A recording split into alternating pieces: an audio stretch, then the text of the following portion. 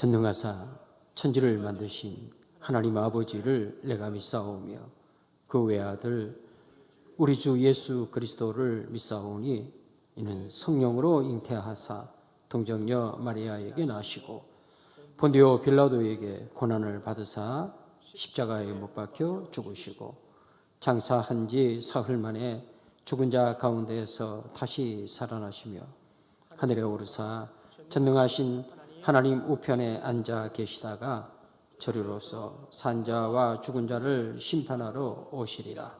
성령을 믿사오며 거룩한 공회와 성도가 서로 교통하는 것과 죄를 사하여 주시는 것과 몸이 다시 사는 것과 영원히 사는 것을 믿사옵나이다.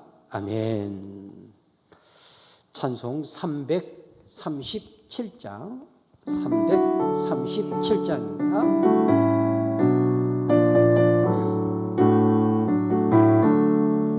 내 모든 시험 무거운 짐을 주 예수 앞에 아뢰이면 근심에 쌓인 날 돌아보사 내 근심 모두 맡으시네.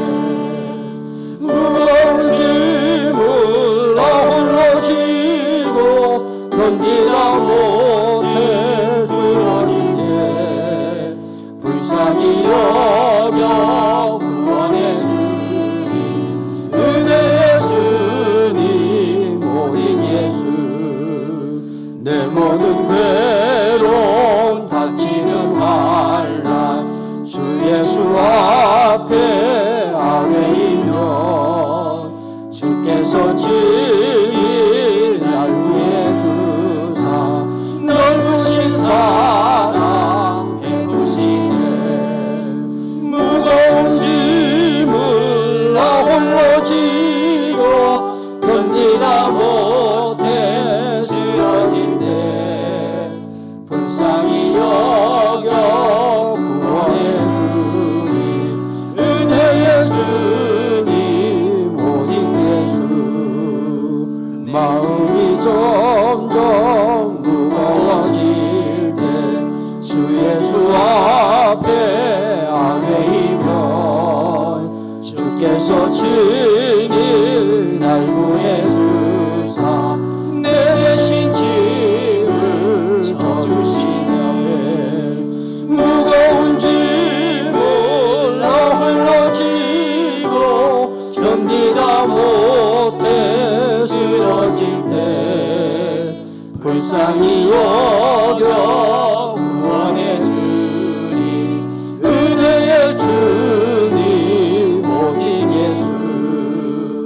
마음의 시험 무서운 죄를 주 예수 앞에 아뢰이면 예수는 나의 능력이 되사 세상을 이길 힘 주시네. 무거운 짐을 나 홀로 지고 견디다 못해 쓰러질 때 불쌍히 여겨 구원의 주님 은혜의 주님 오직 예수. 아멘. 우리 저 마음을 같이 하여 함께 하나님 앞 기도 드리실 때 우리가 하나님 앞에 올려드리는 그 찬양의 고백처럼 주님 나의 모든 무거운 짐 이 시간에 주님 앞에 아뢰입니다. 주님께서 우리의 무거운 짐 주님께 오라고 말씀하셨고 주님이 대신 져주시겠다 말씀하셨습니다. 이 시간 주님 앞에 간구할 때 우리 하나님 넘어지고 자빠지고 쓰러져서 일어나지 못하지 않도록 주님 우리의 무거운 짐을 주님이 져주시고 벗겨주시옵소서. 또 필요하시면 능히 감당하고도 남음이 있을 수 있는 힘과 능력도 주시옵소서. 함께 기도하시고요. 두 번째는 우리 11월 1일 주일 세대로 전도 초청 주일입니다. 하나님 품은 영혼 사랑과 기도로 잘 섬겨서 주님 앞에 아름답게 인도하게 하여 주옵소서. 세 번째는 토요일 성례 문답과 또 주일날 성례 주일을 맞이하게 됩니다. 하나님 성례의 은혜를 사모하고 풍성한 은혜를 누리는, 그래서 주님의 살과 주님의 피에 참여한 은혜를 통해서 교회가 주님의 몸인 것을, 또 몸에 지친 것을 고백하는 은혜의 귀한 성례가 되게 하여 주옵소서. 우리 이런 기도 제목 가지시고 합심하여 함께 하나님 앞에 기도합니다. 하나님 아버지, 하나님 아버지, 우리 하나님, 우리 아버지이심을 감사합니다. 모든 것을 아시는 아버지이십니다. 모든 것을 책임지신 우리 아버지 하나님이십니다. 모든 것을 그 기쁘신 뜻대로 이루어 가시는 아버지 하나님이십니다. 아버지를 아버지라 부를 수 있는 자녀로 부르받은 주의 권속들이 이 저녁에도 주님 앞에 나와 우리 주님을 찬송하며 경배합니다. 우리 입술에 아름다운 찬양의 고백을 주신 하나님 아버지, 주께서 우리로 찬양하게 하셨습니다. 너의 무거운 짐 내게 가져와 내 앞에 아뢰어라 말씀하신 주님 감사합니다. 하나님, 바벨론 세상을 살아가는 하나님의 자녀들, 세상 가운데서 세상으로 당하는 여러 가지 많은 무거운 짐들이 있습니다. 상황과 환경으로부터 무거운 짐들도 있습니다. 가정, 자녀, 부부, 부모, 하나님 아버지, 모든 것들이 때로는 우리로 하여금 지치고 힘들게 하기도 합니다.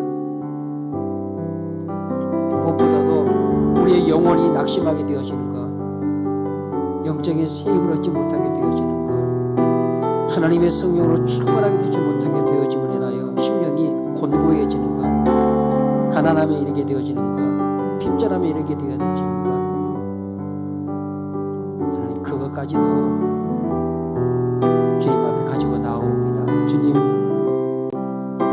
우리로 고백하게 하신 대로 불쌍히 여겨 구원해 주옵소서. 긍휼을 베풀어 구원해 주옵소서. 자비를 베풀어 구원해 주옵소서. 우리 이 모든 무거운 짐에서 구원해 줄 이는 오직 우리 주 예수밖에 없음을 하나님 고백하오니 주님 도와주시옵소서. 성도들의 심령 삶의 진리 하나님 아버지 기억해 주시고, 하나님 그 어떤 무거운 짐이든지 간에 주님께서 해결해 주시고, 또 주님 필요하시면 능히 감당하고도 남음이 있을 수 있는 힘과 능력도, 짊어지고 나아갈 수 있는 힘과 능력도 주님 허락하여 주옵소서. 우리에게 영원 구원, 영원 사랑의 사명을 주신 하나님 아버지, 교회는 주님 오실 때까지 구원의 방주의 사명 감당해야 합니다. 성도는 이 땅 가운데서 하나님의 성령의 권한을 힘입어 땅 끝까지 이르러 주의 복음을 전하는 복음의 증인으로서 삶을 하나님 앞에 고백해야 합니다. 영원 구원, 영원 사랑은 멈출 수 없는 하나님의 명령이며 사명이며 마땅히 감당해야 할 일인 것을 주님 앞에 고백합니다. 각자 그리고 교회가 함께 마음을 같이하여 오늘 11월 1일 주일을 하나님 세대로 전도 초청주일로 정하고, 한 영혼이 한 세대를 주님께 인도하고, 모든 세대가 모든 세대의 복음을 전하여 영혼 추수의 아름다운 열매로 주님 앞에 영광 올려드리기를 원합니다. 코로나 상황 가운데 원튼 원치 않던 주님과 멀어져 있는 사랑하는 형제와 자매들이 있습니다. 하나님, 또 안타깝게도 주님과의 관계가 하나님 매우 위험한 가운데 있는 사람은 주의 권속들도 있습니다. 성령 하나님, 저들을 긍휼히 여겨주시되 여기 함께한 사랑하는 주의 권속들이, 기도의 자리에 함께한 사랑하는 주의 권속들이 서로 돌아보며 낙심한 영혼이 있으면 일으키게 하시고, 슬픈 가운데 있는 영혼이 있으면 위로하게 하여 주시며, 아픔과 고통 가운데 있는 성도가 있으면 하나님 함께 눈물 닦아줄 수 있고, 성령님께서 저희를 사용하여 주옵소서. 주님을 알지 못하여 죄악의 세상 가운데 헤매고 영원한 사망과 음부를 향하여 줄다름질 치고 있는 우리의 자녀들, 우리 이웃들, 우리 형제와 자매들, 하나님 저들을 보고 하나님 앞에 전심으로 간구하게 하시고 생명줄 던져 십자가의 피 묻은 복음을 저들에게 전하여 저들이 주 예수의 품으로 돌아오는 구원의 역사를 이룰 수 있도록 하나님 저들을 사용하여 주시옵소서. 하나님 아버지, 오늘 주리는 성령 문답과 성례의 주일을 허락하여 주신 주님 감사합니다. 주께서 친히 그 살을 찢어 우리를 위한 생명의 떡으로 주시고 그 피를 흘려 우리를 위한 영생의 음료로 주신 주님 감사합니다. 성례의 은혜를 사모합니다. 감사함으로 간절함으로 간구함으로 사모하게 하여 주시고 하나님 아버지, 주의 살과 주의 피를 대하는 감사와 감격을 주신 그 하나님을 기억하며 찬송하게 하시고 마음껏 감사하게 하시고 온 성도들이 주님의 몸이요 몸의 지체로서의 성도임을 서로 고백하는 아름다운 예배가 되어줄 수 있도록 하나님 아버지 도우시며 준비하는 모든 성례 위원들에게도 또 문답을 받는 모든 문답자들에게도 하나님 아버지 준비된 심령으로 이 모든 것들을 준비할 수 있게 되어지도록 하나님 아버지 도와 주시옵소서. 성령 하나님,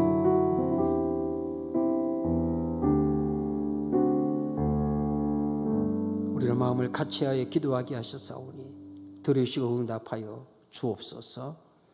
다시 오실 우리 구주 예수님의 이름으로 기도드리옵나이다.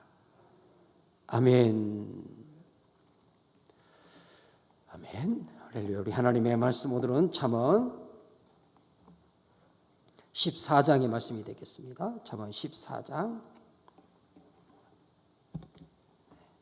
천천히 1절부터 쭉 해서 36절까지의 말씀인데 우리는 31절 말씀, 31절까지의 말씀, 31절 말씀을 함께 읽도록 하겠습니다. 14장 31절 말씀 우리 같이 두 번 말씀 함께 읽도록 하겠습니다. 가난한 사람을 학대하는 자는 그를 지으신 이를 멸시하는 자요, 궁핍한 사람을 불쌍하게 여기는 자는 주를 공경하는 자니라. 아멘. 한 번 더 보겠습니다. 가난한 사람을 학대하는 자는 그를 지으신 이를 멸시하는 자요, 궁핍한 사람을 불쌍하게 여기는 자는 주를 공경하는 자니라. 아멘. 네, 교유 소식 미리 말씀을 드립니다. 우리 계속해서 84차 성교회 특별 새벽기도 진행 중입니다. 주의 전에서 함께 하시고 또 새벽에 각 처소에서 곳곳에 우리 서연의 믿음의 뿌리를 두고 있는 모든 성도들께서 기쁨으로 함께 참여해서 같은 마음 같은 뜻으로 기도하면서 영적 한 공동체이고 또 이었음을, 그런 공동체였음을 감사로 고백하는 귀한 기도회가 되어줄 수 있도록 함께해 주시면 감사하겠고 또 서로 권면해 주시기를 바랍니다. 성례, 다음 주일날 성례주일을 하나님 앞에 지키게 되고요. 7시, 9시, 11시 예배로 드려지는데 성례, 문답, 학습실 유아세 입교회 문답은 11시 예배 진행이 되고요. 이를 위한 문답이 토요일입니다. 금주 토요일날 오후 4시에 4시부터 5시까지 1시간 동안 진행하도록 하겠습니다. 그래서 기억하시고 주보에 3시로 광고를 했었는데 4시로 조정을 해서 하도록 하겠습니다. 문답 대상자들 시간을 여유 있게 생각하시고 오셔서 함께 하시고 또 그렇게 해서 문답이 차질에 진행될 수 있도록 교구에서 함께 협력해 주시면 감사하겠습니다. 우리 성도님께서는 성례의 주에 주실 은혜를 사모하면서 기도로 성례를 사모할 수 있는 귀한 식구들 되어 주시면 감사하겠습니다. 그리고 우리 전도지 어떡하죠? 새벽에만 말씀드렸는데 마스크 전도지 준비됐습니다. 새벽 예배 오시면 마스크 전도지를 드립니다. 여러분께서 열심히 전도 대상자를 위해서 기도하시고 함께 나누시면서 영원한 영원을 힘써 주시면 감사하겠습니다. 하나님 앞에 향기로운 예물 드립니다. 범사에 감사합니다. 서명희 집사님, 유미영 권사님, 이병준 집사님, 장영수 권사님, 하나님 은혜에 감사합니다. 새 차를 주셔서 감사합니다. 성령님 늘 동행하여 주셔서 안전하게 지키시고 보호해 주시옵소서. 6여전도의 비전원금, 미자립교회 보조원금 6여전도에서 드렸습니다. 기도합니다. 하나님 아버지, 주께서 우리에게 귀한 찬양의 고백을 통해서 우리의 모든 무거운 짐을 주님 앞에 아래라고 말씀하시고 대신 져 주시겠다고 말씀하시는 그 주님을 높여 경배하게 하시니 감사합니다. 이전에 살아가는 주의 자녀들이 하나님의 거룩한 전에 모여서 함께 하나님 앞에 예배를 드립니다. 또 흩어진 삶의 자리에서 같은 시간에 함께 하나님 앞에 머리를 숙였습니다. 우리의 예배가 하나님 받으시는 예배, 하나님이 찾으시는 예배가 되도록 우리의 몸가짐, 마음가짐 하나님 앞에 반듯하게 바르게 하나님 앞에 예배할 수 있도록 복을 내려 주옵소서. 향기로운 염료 주님 앞에 올려드립니다. 하나님 범사에 감사합니다. 고백하는 그 고백 주님 기쁘게 받으시고 참으로 범사에 감사가 넘쳐 나게 하여 주옵소서. 하나님 은혜 감사합니다. 또 하나님께서 필요하셔서 새로운 차량을 주신 것 감사합니다. 성령님 늘 동행하여 주시고 안전하게 차량을 잘 사용할 수 있게 하시고 또 운전할 때 하나님께서 보호해 주시옵소서. 비전원금과 미자립교회 보조원금 주님 앞에 드리는 아름다운 고백 주님 받으시고 주의 영광을 위하여 아름답게 쓰임받게 하여 주옵소서. 진리의 말씀 사모하오니 우리에게 먹여 주시옵소서. 다시 오실 우리 구주 예수님의 이름으로 기도드리옵나이다. 아멘. 할렐루야. 오늘 본문의 말씀 잠언 14장 31절 말씀, 가난한 사람을 학대하는 자는 그를 지으신 그분을 멸시하는 것이다. 그분을 지으신 이 멸시하는 자요, 궁핍한 자를 불쌍하게 여기는 자는 주를 공경하는 자니라. 오늘 말씀에 의지해서 의지할 곳 없는 자를 도우라. 의지할 곳 없는 자를 도우라. 오늘 새벽에 잠깐 한번 복습하실까요? 13장 20절 말씀이었죠? 13장 20절 말씀 같이 한번 읽어보겠습니다. 지혜로운 자와 동행하면 지혜를 얻고 미련한 자와 사귀면 해를 받느니라. 오늘 새벽에 함께 했던 말씀이죠. 지혜로운 자와 동행하면 지혜를 얻고 미련한 자와 사귀면 해를 받느니라. 우리가 누구와 함께 동행할 것인가? 나는 지금 누구와 함께 동행하고 있는가? 지혜로운 자와 동행하고 있는가? 아니면 미련한 자와 동행하고 있는가? 말씀드렸던 것이 여기서 미련하다라는 그 히브리어 크셀림이라는 단어를 사용하는데 이것은 지식이 부족하다, 학문이 얕다 이런 의미에서의 미련을 말하는 것이 아닙니다. 선악을 분별하는 데 있어서 미련함, 하나님 앞에서 무엇이 옳고 무엇이 바른가를 분별하는 데 있어서의 미련함을 말하는 것입니다. 그래서 하나님 앞에 우리의 삶을 살아갈 때 누구와 동행할 것인가? 지혜는 그 지혜 안에 지식과 그 다음에 명철과 근신, 이것이 지혜의 속성인 것을 우리가 앞선 말씀들을 통해 함께 살폈습니다. 그 지혜는 하나님께로부터 나온다. 지혜의 근원이신 하나님께로부터. 지식은 하나님의 진리의 말씀을 학습을 통해 성경을 읽고 쓰고 배우는 것을 통해서 진리의 말씀을 알아가는 것이요. 명철은 그 하나님의 말씀을 가지고 바벨론 세상에서 어떻게 사는 것이 하나님의 뜻을 따라 바르고 반듯하게 사는 것인지, 그래서 하나님의 뜻을 바르게 분별할 수 있는 능력, 명철. 근신은 하나님 앞에서 그렇게 무엇이 하나님의 뜻인지 아닌지를 분별하는 삶을 살 수 있기 위하여 늘 하나님 앞에서 스스로 자신을 살핌, 늘 깨어있는 영적 깨어있음을 통해서 하나님 앞에 자신을 살피는 것을 근신. 그래서 이렇게 잠언에서 말하는 지혜의 속성을 잠언이 스스로 말씀하는 것을 보았는데, 오늘 우리가 새벽에 살폈던 13장 20절 말씀에서 미련하다는 것은 바로 그 지혜가 부족하다는 것을 말하는 겁니다. 하나님 앞에서 지혜를 통해 주시는 지식이 그에게 부족하고, 지식이 부족하니까 명철이 부족하고, 명철이 부족하니까 그 삶이 하나님 앞에 근신한 삶이 되지 못하는 그런 결과를 가져오게 되는 거다. 사랑하는 믿음의 식구들, 오늘 하루 어떤 동행의 삶을 사셨습니까? 누구와 동행하는 삶을 사셨습니까? 바벨론 세상과 동행하며 사셨습니까? 이 세상의 주인이신 주님과 동행하는 삶을 사셨습니까?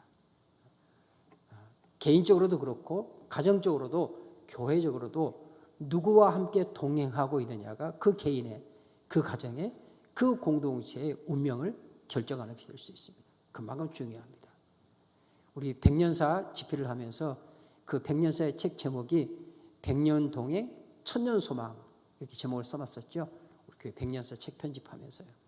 백년 동행 천년 소망.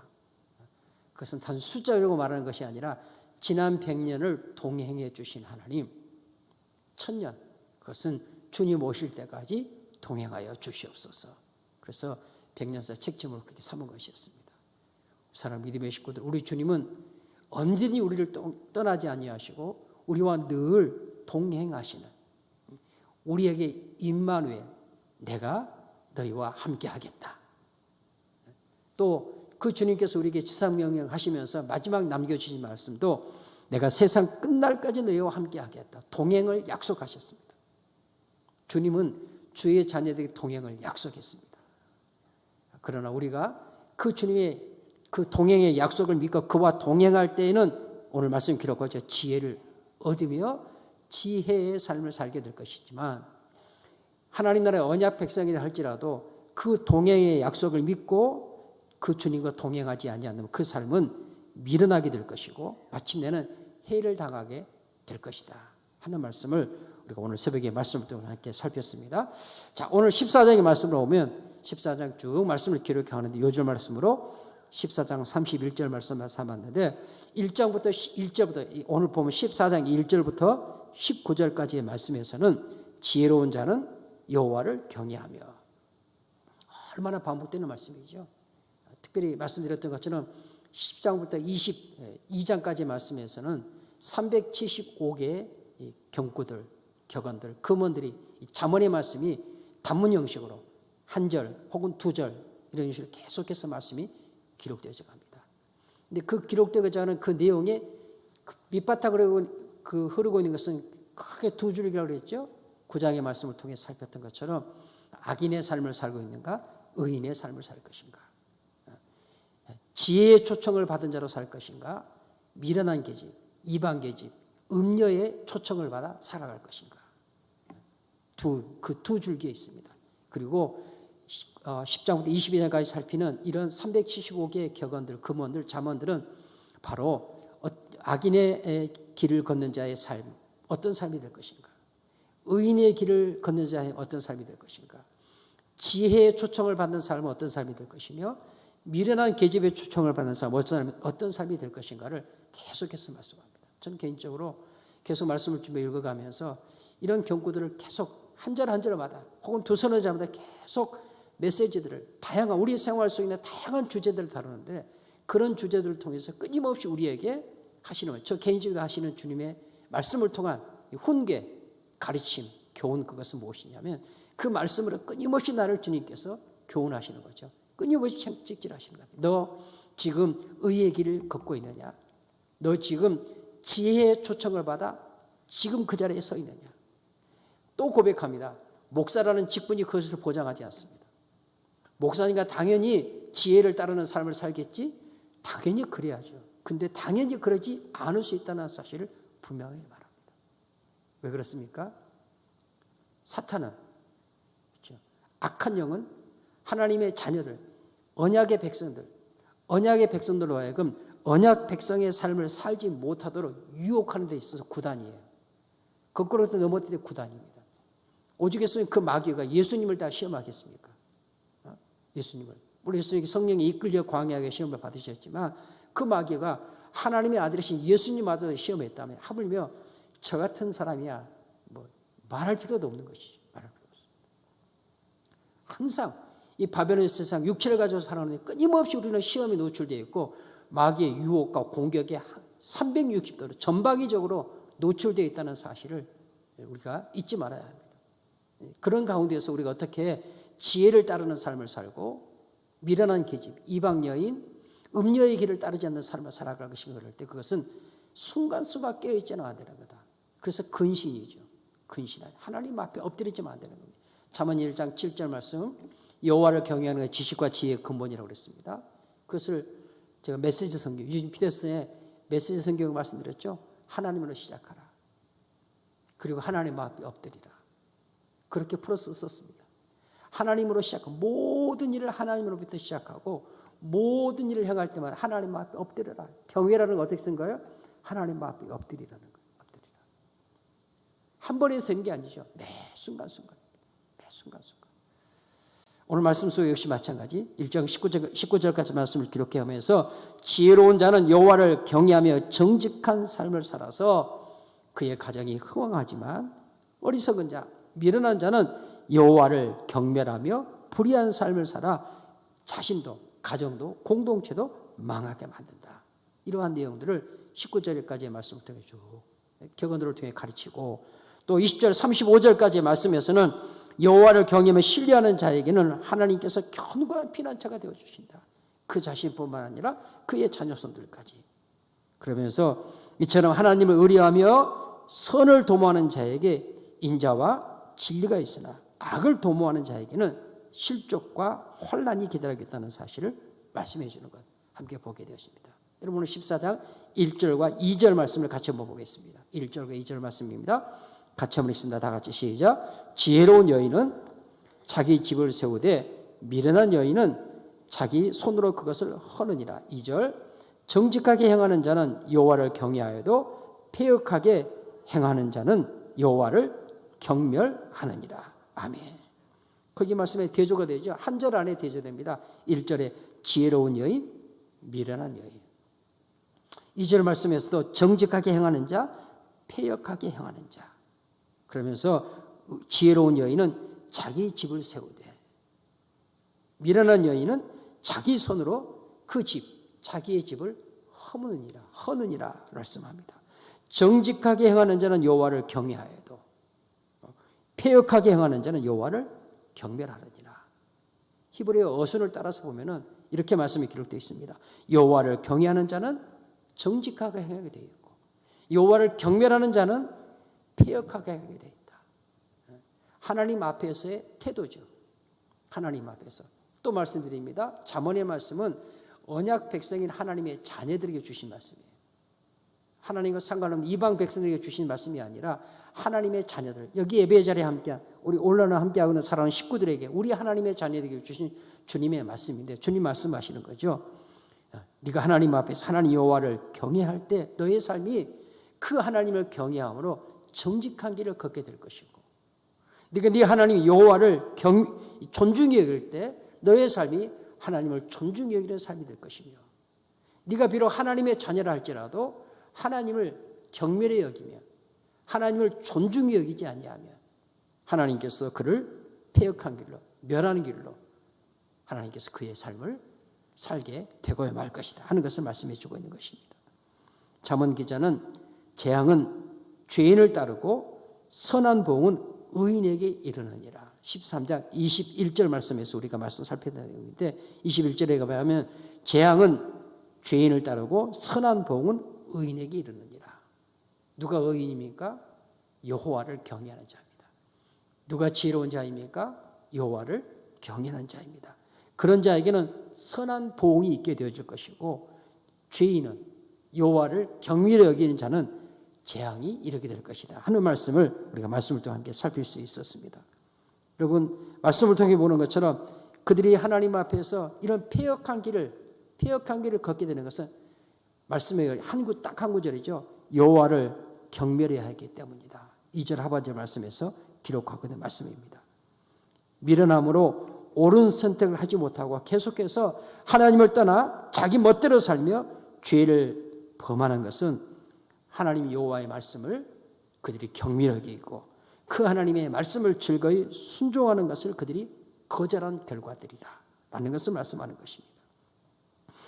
오늘 본문의 말씀 14장 9절 말씀에 보면 미련한 자는 죄를 심상히 여겨도 심상히 여긴다는 게 무슨 말씀입니까? 가볍게 여긴다는 겁니다. 죄를 가벼이 여긴다는 거예요. 죄를 짓는 것을 밥 먹듯이 한다는 것이죠. 그러면서도 조금의 양심의 가책도 하나님 앞에 부끄러움커녕 스스로 자기 양심에 대해서 그런 양심의 가책도 느끼지 못하는 이 상태 심상히 여겨도 미련한 자 누구였어? 아까 말씀 여호와를 경외히 여기는 자.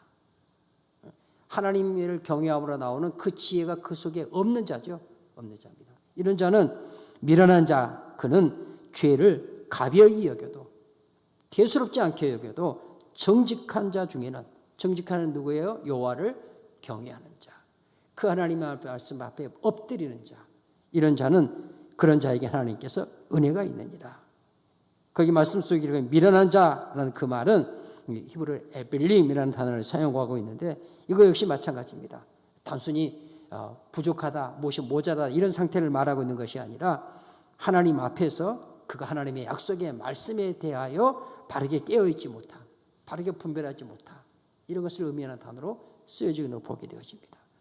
오늘 잠언 14장 16절 말씀에 가면 지혜로운 자는 두려워하여 악을 떠나나 어리석은 자는 방자하여 스스로 믿느니라 이렇게 말씀하고 있습니다. 이 말씀을 쉬운 성경에서는 지혜로운 사람은 여호와를 경외하고 악한 일을 멀리하나 계속 반복되죠. 우리를 계속해서 긴장시킵니다. 한 구절 한 줄 읽어나면서 계속해서 우리를 긴장시켜요. 지혜로운 사람은 여호와를 경외하고 악한 일을 멀리하나 어리석은 자는 방자하여 무슨 말이에요? 제 멋대로 한다. 그래서 다른 성경에서도 제 멋대로 행동한다. 그렇게 기록하고도 볼 수 있습니다. 지혜로운 자는 여호와 하나님을 경외함으로 하나님 앞에서 자신의 한계를 스스로 깨달아요. 자신의 부족함을 깨달아요. 그것을 깨닫고 늘 자신을 살피는 일에 깨어 있습니다. 우리 스스로 한번 말씀의 거울 앞에 비춰봐야 되죠. 나는 하나님 앞에서 근신하는, 진중히 행하는 그 말씀 앞에 늘 나를 살피는 일을 얼마나 힘쓰고 있고 깨어 있는가. 그러나 미련한 자는 죄를 말씀 방저히 여기고 또 죄를 심상히 여겨, 가벼이 여겨. 이 사람은 어리석어서 자기의 한계를 깨닫지 못하고 자기 멋대로, 제 멋대로 자기가 주인이 되어 자신의 행실만이 옳다고 여겨 제 멋대로 행동하는 사람. 이런 사람을 가리켜 미련한 사람. 우리가 앞서 말씀 잠언 12장 15절 말씀에서 살폈습니다. 어리석은 사람은 자신의 행실만 옳다고 여기지만 이렇게 말씀했습니다. 자기 생각만이 옳다고, 자기가 알고 있는 것만이 옳다고 주장하는 사람. 사실은 이런 사람이 매우 위험한 사람입니다.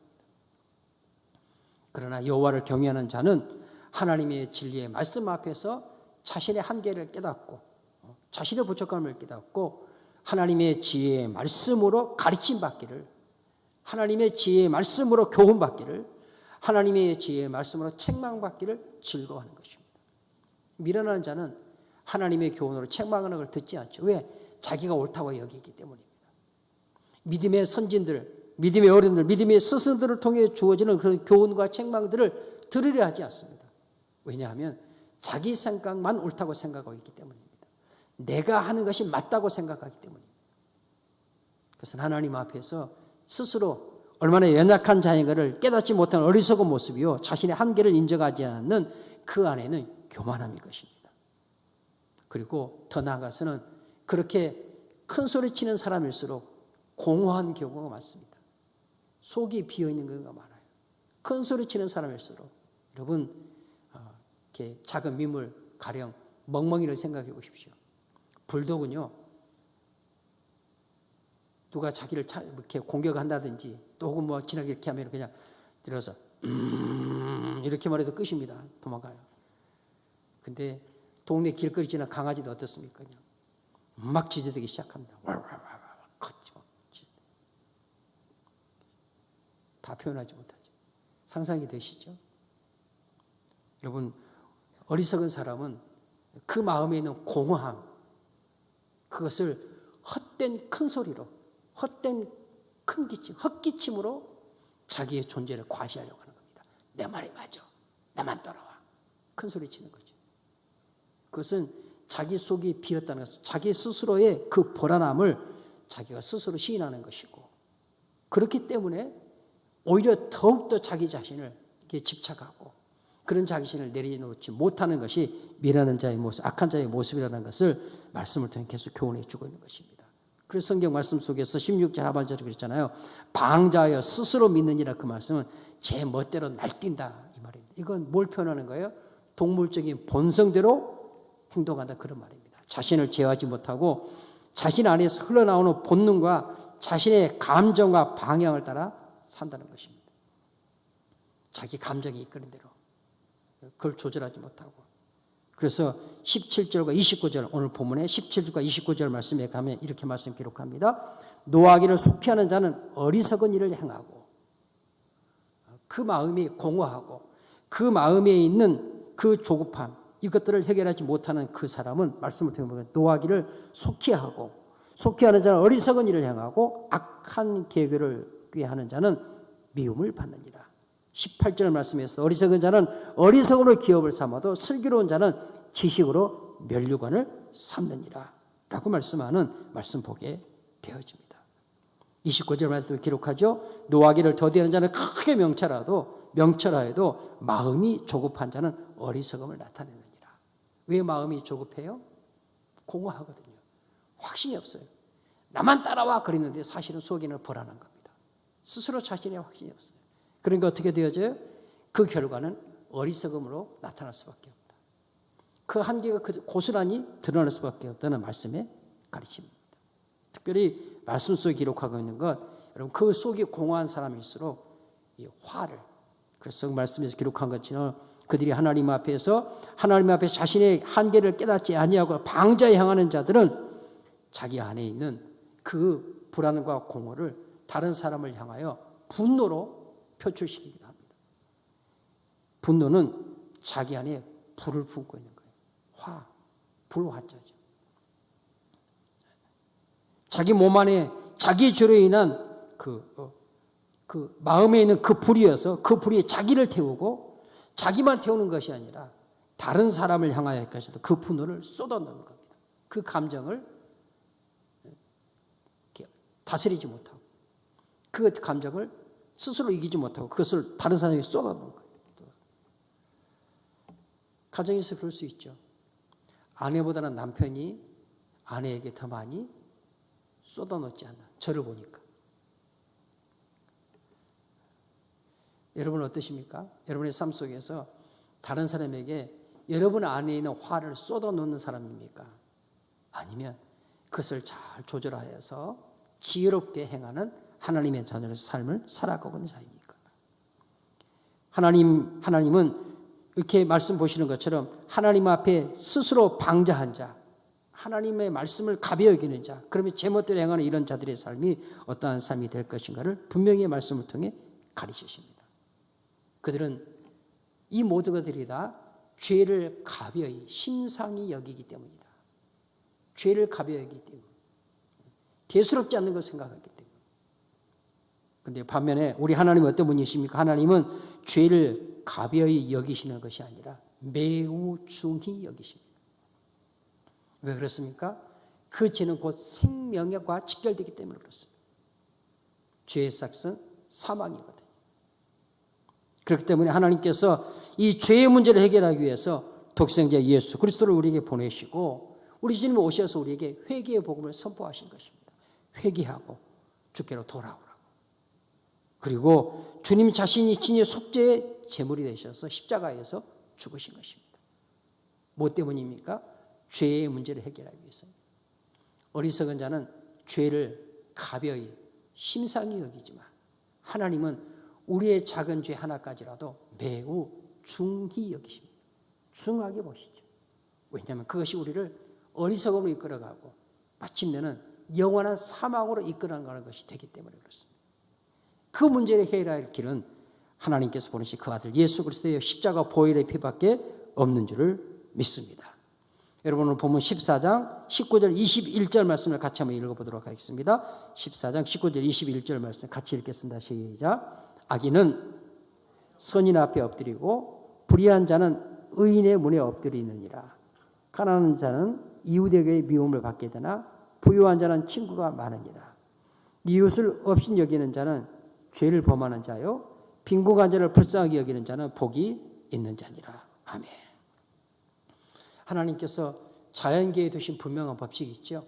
심은 대로 거두게 합니다. 사시사철의 변화를 이루게 합니다. 이런 하나님께서 이 만물 속에 두신 하나님의 법칙이 있는 것처럼 사람과 사람 가운데서도 분명한 하나님의 법칙이 있습니다. 그것이 19절 말씀입니다. 얼른 볼 때는, 잠시 볼 때는 악인이 흥한 것 같고 선인은 가난해진 것 같으며 불의한 자는 잘 되는 것 같고 의인은 도리어 곤고한 궁핍한 가운데 이르는 것처럼 보여질 수 있습니다. 그러나 우리 하나님은 공의의 하나님이십니다. 정의로 생각하시는 하나님이고 진리로 생각하시는 분이어서 때가 되면 반드시 악인이 잠깐 볼 때 흥황한 것, 성공한 것, 잘 되는 것 같았을지라도 그들은 결국 선인 앞에, 하나님을 경외하는 자 앞에 엎드려질 수밖에 없게 될 것이고 불의한 자, 불의와 불법을 통해서 자기 얻고자 하는 일에 골몰했던 사람들 모든 것을 얻는 것처럼 보였을지 모르지만 그러나 마침내는 그가 의인의 문에 엎드려지게 되어야 한다. 그래서 하나님께서 분명하게 사람과 사람, 하나님과 사람 사이에 정해주신 법칙이라는 것을 말씀을 통해 봅니다. 여러분, 우리는 누가복음 16장 23, 26절 말씀에서 여러분이 잘 아시는 부자와 거지 나사로의 비유를 말씀을 통해 살필 수 있습니다. 거기 16장 23절 말씀에 보면 그가 음부에서 고통 중에 눈을 들어 멀리 아브라함과 그의 품에 있는 나사로를 보고, 여기서 그는 누구입니까? 세상에서 떵떵거리며 부족함이 없이 나를 봐라. 너는 도대체 뭐 했길래 그 모양으로 사냐? 나처럼 살아야지. 그러면서 하나님 앞에서 죄를 심삼이 가벼이 여기고 여호와를 경외한 거나 상관없는 육체의 것, 세상의 것, 바벨론의 것으로 자기 자랑을 삼던 자, 어리석은 부자입니다. 그가 마침내 이르게 된 것은 어디입니까? 말씀에서 보면 음부에서 고통 중에 이렇게 말씀하고 있습니다. 음부의 고통에 이르게 되었습니다. 그곳에서 눈을 들어 멀리 아브라함과 그의 품에 있는 나사로 가난했습니다. 없인 여김을 받았습니다. 그렇다고 이 말씀이 부자는 나쁘고 가난한 자는 좋다 이런 것을 말하는 것은 아닙니다. 이 비유를 통해 주님께서 우리에게 가르치시는 진리의 말씀을 바로 깨달아야 돼요. 그 다음 말씀에 보시면 24절에 불러 이르되 아버지 아브라함이여 나를 긍휼히 여기사 나사로를 보내어 그 손가락 끝에 물을 찍어 내 혀를 서늘하게 하소서. 그 고통이 얼마나 힘들었으면 내가 이 불꽃 가운데서 괴로워하나이다. 그때 25절 이렇게 말씀하시죠. 같이 읽어보겠습니다. 25절 시작. 아브라함이 이르되 예 너는 살았을 때 좋은 것을 받았고 나사로는 고난을 받았으니 이것을 기억하라. 이제 그는 여기서 위로받고 너는 괴로움을 받느니라. 하나님의 법칙입니다. 자연계의 법칙처럼 하나님께서 하나님을 경외함으로 하나님 앞에 바르고 반듯한, 그래서 하나님을 경외하고 하나님의 말씀을 쫓아 살고자 하는 것 때문에 때로는 멸시당하고 때로는 고난당하고 때로는 손해보고 때로는 없인 여김을 당하고 때로는 조롱을 당하는 삶. 너 그렇게 예수 믿어서 잘된 게 뭐가 있냐? 뭐가 내놓을 만한 게 있냐? 그런 말을 얼마든지 들을 수 있습니다. 아마 여러분 지금 그런 말 듣고 계시지 않습니까? 그러나 여러분 하나님 없는 나를 봐라. 하나님 없이 사는, 하나님과 상관없는 나를 봐라. 너보다 부족한 게 뭐가 있느냐? 큰 소리 칠 수 있습니다. 그것으로 자기의 자랑을 삼으면서 그것으로 마치 자기가 성공한 사람인 것처럼 그렇게 말할 수 있죠. 그런데 우리 주님께서 이 부자와 나사로의 비유를 통해서 분명히 말씀을 하나님의 법칙이 있죠. 하나님을 경외해서 떠난, 하나님의 지혜에서 떠난 세상의 모든 부귀 영화는 마침내 그를 어디로 이끌어가요? 오늘 말씀에서 보시는 것처럼 음부의 고통으로 이끌어가는 것입니다. 하나님을 경외해서 떠난 바벨론의 모든 부귀 영화, 여호와 하나님을 경외하면서 떠난 바벨론의 모든 부귀 영화는 우리를 어디로 이끌어가느냐?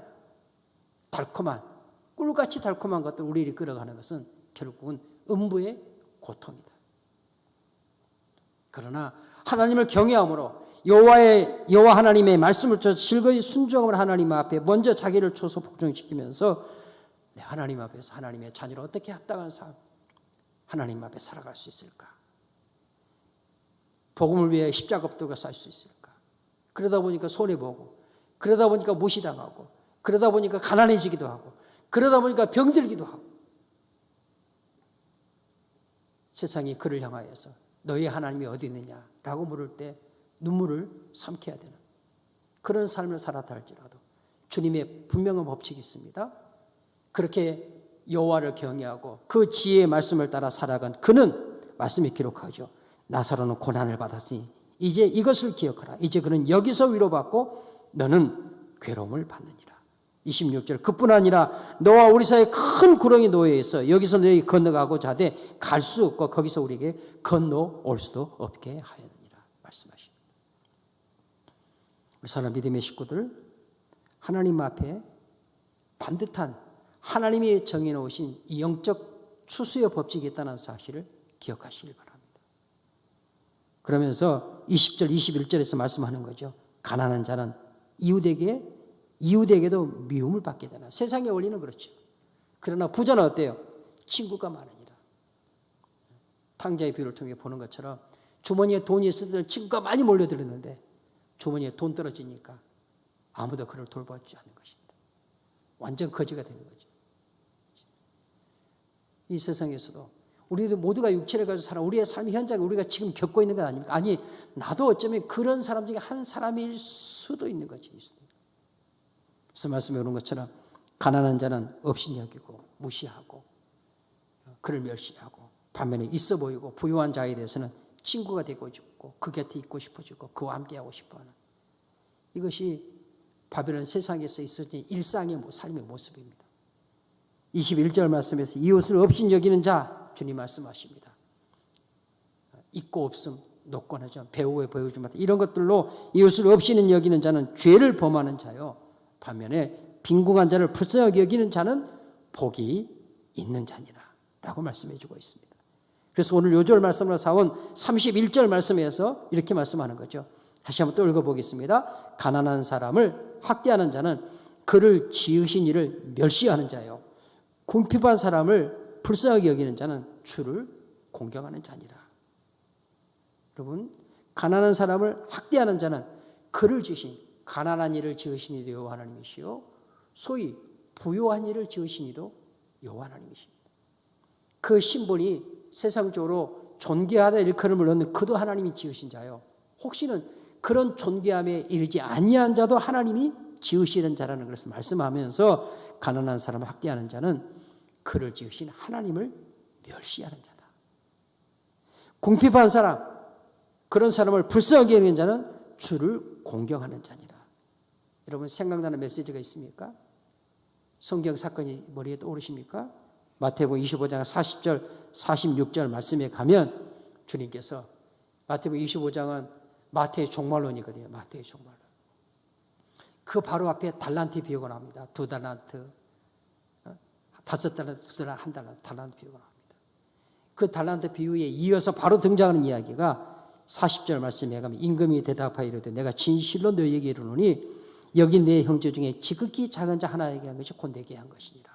아니 언제 우리가 임금님을, 언제 우리가 주님을 섬겼습니까? 언제 우리가 주님을 대접했습니까? 그렇게 말하니까 주님께서 임금이 하는 말이 내 형제 중에 지극히 작은 자 하나에게 한 것이 곧 나에게 한 것이니라.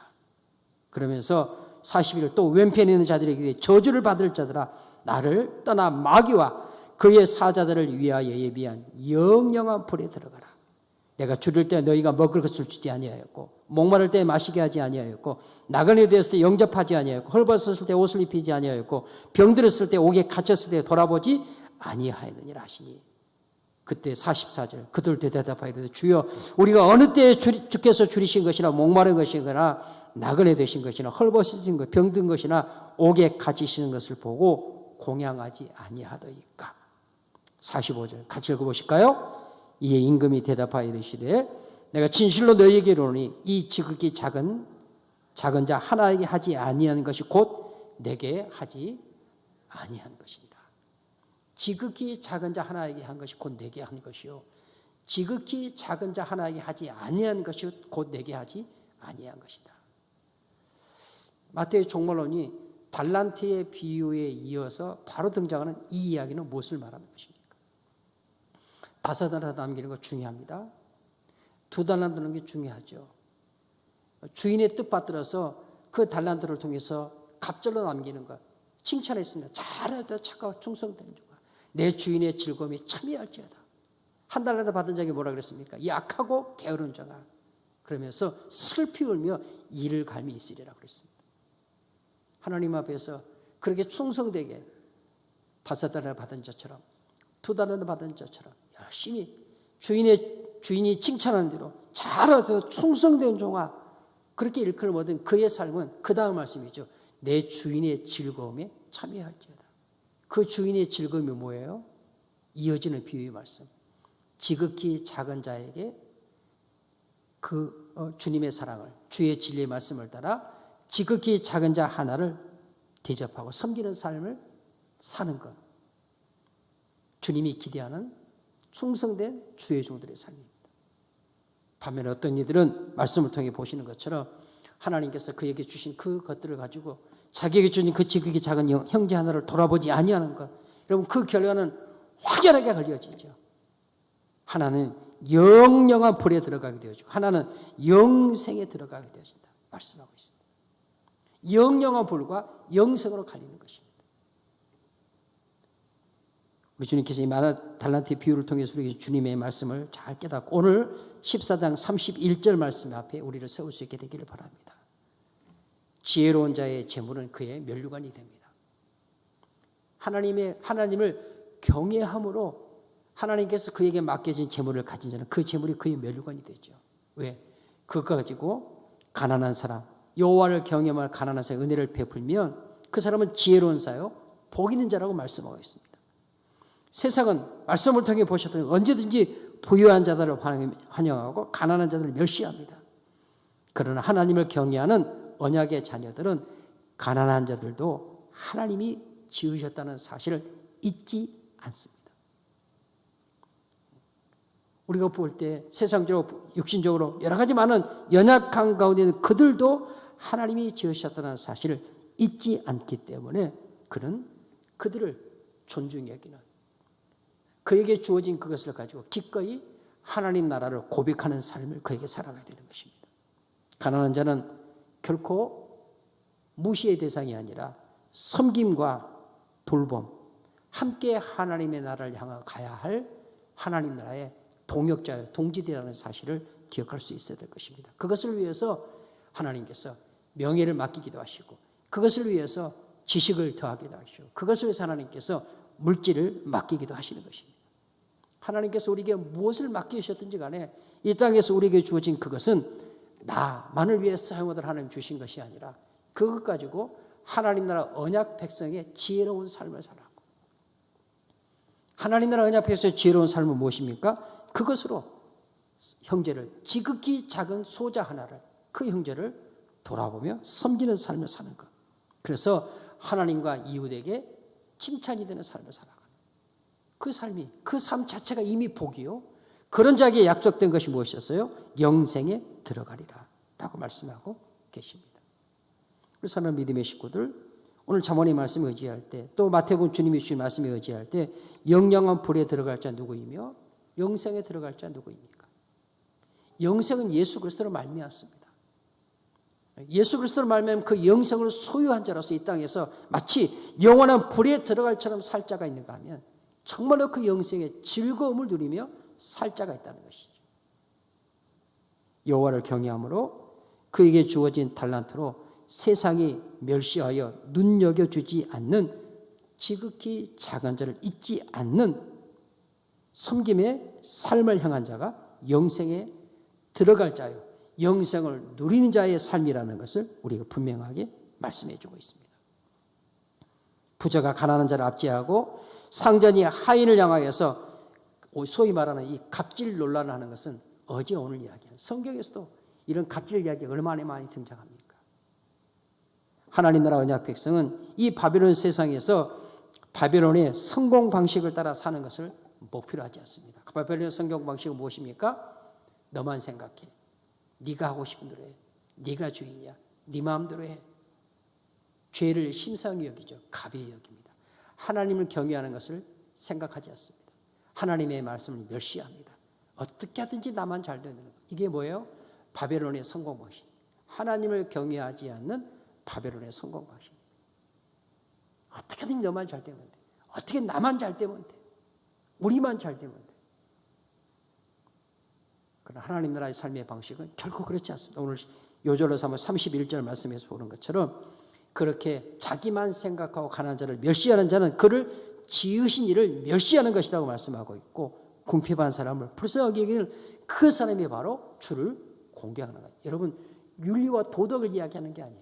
세상의 윤리와 도덕을 이야기하는, 착하게 살아야지, 구제하며 살아야지, 불쌍하게 하며 살아야지, 그런 가르침은 모든 종교에 다 있어요. 모든 종교에서 구제하라고 말해요. 모든 종교에서도 도와주라고 이야기합니다. 모든 종교에서도 힘들고 어려운 사람 도와, 다 그 이야기해요. 그거 필요하지 않다는 이야기가 아닙니다. 그러나 지금 잠언에서 하고 있는 이 이야기는 그런 세상 모든 종교가 말하는 그런 윤리나 도덕 차원에서 가난한 자를 도와주어라, 약한 자를 이런 차원의 문제가 아니라고 말해요. 하나님의 나라 언약 백성으로서 마땅히 살아야 해요. 그렇게 살지 않으면 안 된다는 거죠. 마땅히 살아내야 할 하나님 나라 언약 백성의 삶이 무엇인가를 말씀하는 거예요. 세상도 그것을, 하나님을 경외하지 않고 하나님을 믿지 않는 세상도 자기를 자랑하려고 그런 구제, 그런 이웃을 돌아본 일을 행하거든. 하물며 하나님을 경외하는 하나님 언약 백성이 너희들이 말할 필요가 무엇이 있겠냐. 지금 이걸 말씀하고 계십니다. 교회가 교회되는 이유가 어디 있겠습니까?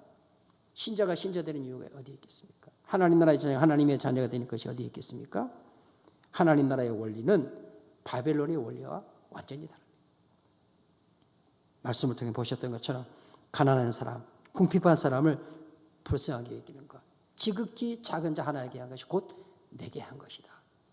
그는 지금 내가 주는 영생을 누리고 있는 것이고, 그리고 영생에 들어가리라 라고 말씀하고 계시는 것입니다. 하나님은 모든 것의 창조자이십니다. 그 지으신 것들의 주인이신 주님께서 자기 백성에게 자기를 믿고 따라오도록 가르치십니다. 그 따라가야 할 길이 우리 주님이 가신 길입니다. 주님은 모든 것의 주인입니다. 모든 것의 주인이시죠. 그가 지으셨고 그가 주인입니다. 그러나 그는 어떤 것도 자기의 것으로 가지지 않으셨습니다. 자기의 목숨까지도 자기의 것으로 가지지 아니하시고 다 내어주셨습니다.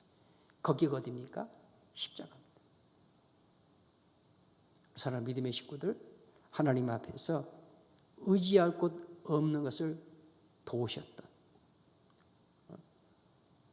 의지할 것 없는 우리 인생을 위해 자기의 목숨을 십자가의 제물로 내어놓으셨던 그 주님의 그 길을, 그 발자국 위에 한 걸음 한 걸음 포기하면서 주님 따라가는 지혜로운, 여호와를 경외하는, 영생을 소유한 자로서의 복을 누리는 우리 모든 주의 권속들 되어지시기를 주님의 이름으로 축원합니다.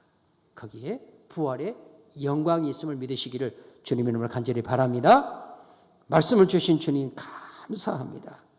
가난한 사람을 학대하는 자는 그를 지으신 이를 멸시하는 자요, 궁핍한 사람을 불쌍하게 여기는 자를 주를 공경하는 자니라 말씀하신 주의 말씀 아멘으로 받습니다.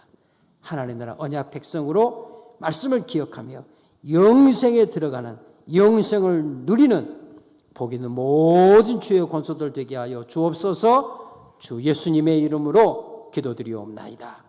아멘. 우리 구주 예수 그리스도의 은혜와 아버지 하나님의 사랑하심과 성령의 충만한 은혜가 아멘 하며 말씀을 받는 모든 주의 권속들 위해, 건강 위에, 가정과 자녀들 범사 위에 영원토록 함께 하시옵기를 간절히 축원하옵나이다. 아멘.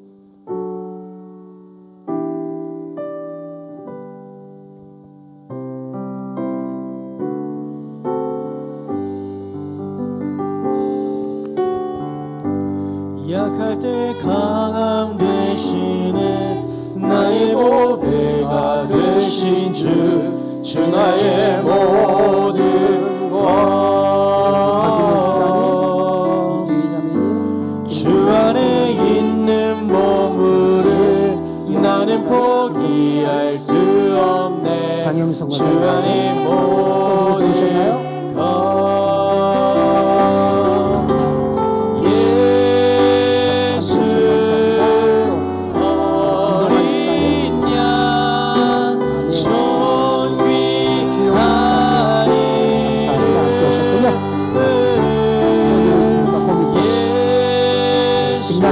아멘.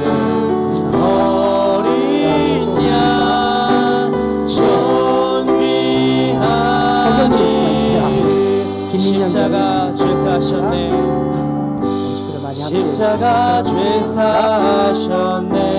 주님의 이름 찬양해. 주 나의 모든 것. 쓰러진 나를 나의 빈잔을 채우네. 주 나의 모든